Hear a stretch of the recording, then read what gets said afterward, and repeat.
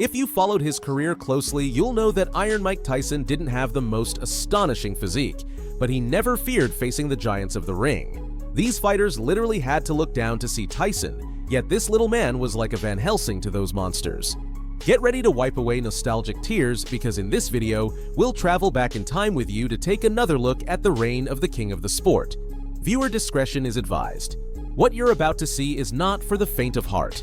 Content: Mike Tyson versus José Ribalta.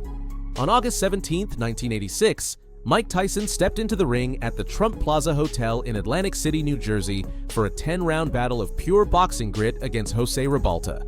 Standing at 1.95 meters, 6 feet 5 inches, Ribalta held a professional record of 22 wins, 15 by knockout, 3 losses, and 1 draw. A respectable record, but it paled in comparison to Tyson's 25 victories, 23 of which came by knockout. Despite the clear difference in reach and height, Tyson shattered all expectations by knocking Ribalta down 3 times before stopping him in the 10th and final round. The first knockdown came in the second round, delivered by a brutal right hook to the body that left the giant with no choice but to take a standing 8 count before continuing. Of course, when we talked to Tyson, he said, I don't mean to take anything away from Tillis, but, well, it's an interesting technique, Ray, because he's not running like Green did or staying away like Tillis did. So counter right hand by Mike Tyson is inviting. And there was an uppercut. What a shot. In the 8th round, Ribalta fell victim to a vicious combination of uppercuts that sent him crashing onto the ropes before finally hitting the canvas. But his punishment wasn't over yet.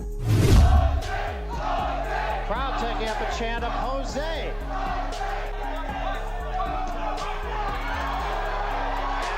Got the worst of that one. The mouthpiece goes. The big right hand, and Ribalta is about to go. Out halfway. There's a legs. This is all instinct. Body shot and an uppercut again. Another big right hand. Back to the body.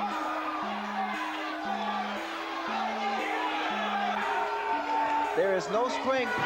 There's a smashing left hand, and wisely, Tony battled. At the beginning of the 10th round, Tyson floored Ribalta with a deadly left hook. After the weakened giant got up at the count of 4, Mike unleashed a monstrous barrage of clean hooks to his head, leaving referee Rudy Battle with no choice but to stop the fight. Oh,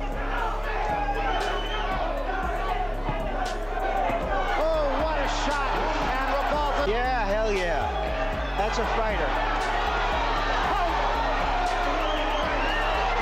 And so, at the 1-minute 37-second mark, the little man claimed a clear victory by technical knockout, while the giant was left with some serious problems to deal with. Mike Tyson versus Tyrell Biggs. On October 16, 1987, Tyson stepped into the ring at the Atlantic City Convention Center in New Jersey to face a giant who, while challenging him for his WBC, WBA, and IBF heavyweight titles, also resurfaced one of his deepest past traumas.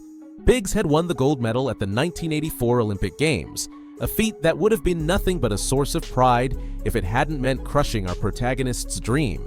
Recruiters had decided that Mike, standing at 1.78 meters, 5 feet 10 inches, wasn't imposing enough to represent his country, despite it being his lifelong aspiration. Instead, they chose Biggs, who stood at 1.96 meters, 6 feet 5 inches. The situation wouldn't have escalated into a personal vendetta if Biggs hadn't publicly humiliated Mike when he went to see the team off at the airport. Amid laughter, Biggs claimed he had no idea who Tyson was or why he was there, only that he certainly wouldn't be boarding the plane with them. This unnecessary mockery did nothing but drive the knife deeper into the wound left by the recruiters, setting a personal target for Tyson to destroy Biggs at the first opportunity. Years later, as the youngest heavyweight champion in history, fate granted him the chance to prove that the Olympic gold medal could have easily been his, while unleashing his fury on the man who, even then, still dismissed him as just a lucky kid in the ring and claimed he wasn't on his level. For 6 rounds, Mike made it clear that the Olympic medalist was nothing in his kingdom. Beyond trying to keep him at bay with his jab in the first round, the challenger never truly took control or showed much initiative. Tyson served him his left hooks like no other opponent, and Biggs had no choice but to absorb them.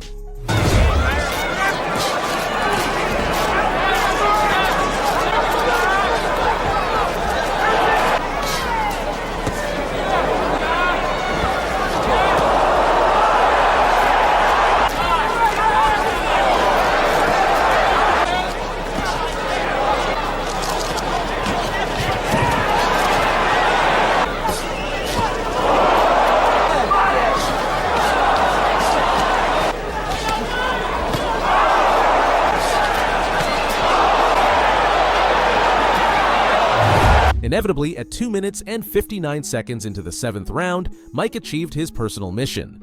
A devastating left hook sent Biggs flying into his corner, where his body collapsed onto the canvas with his feet in the air, handing him his first professional defeat and proving that no goal was too big for a true monarch of the sport. Then, if your legs are gone, stand there and fight them. Stand toe-to-toe and fight them. In the last round, I punched that figure. Oh, that punch. That was a tremendous left hand.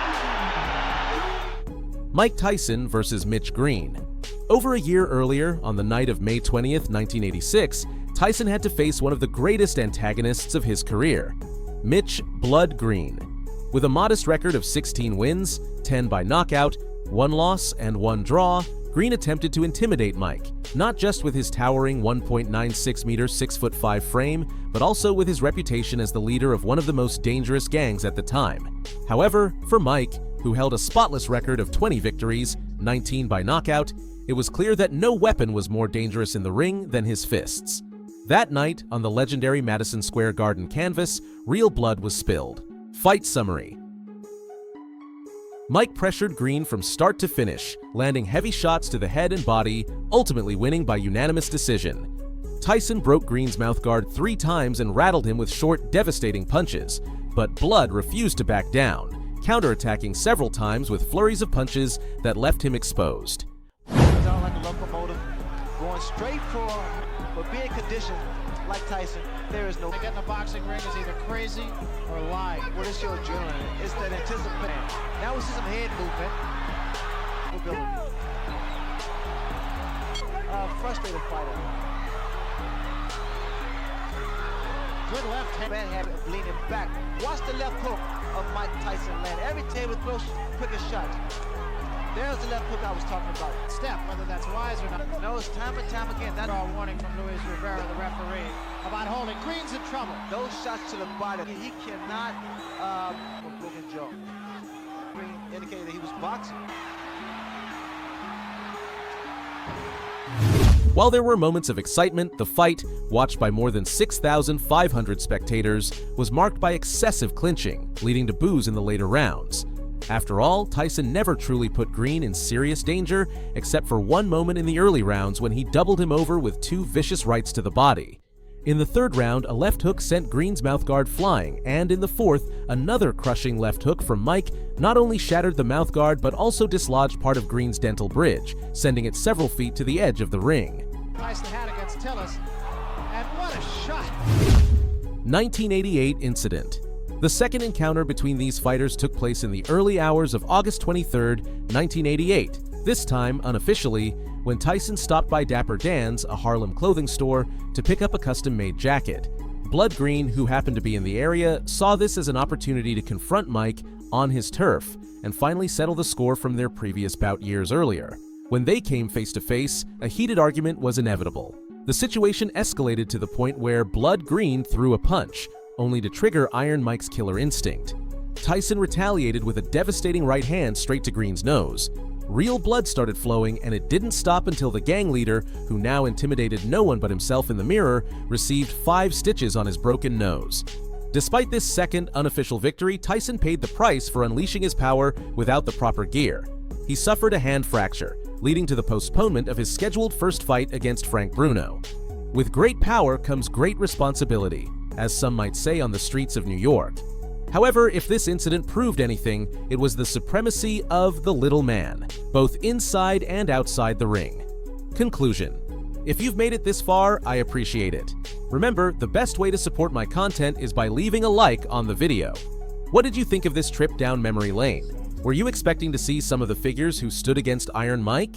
Do you have any other big moments from Tyson's career that you'd like to see in a second part of this video? Let me know your thoughts in the comments. I'll see you there.